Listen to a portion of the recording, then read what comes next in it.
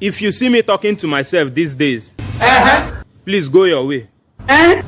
I am self-employed, and we are doing staff meeting.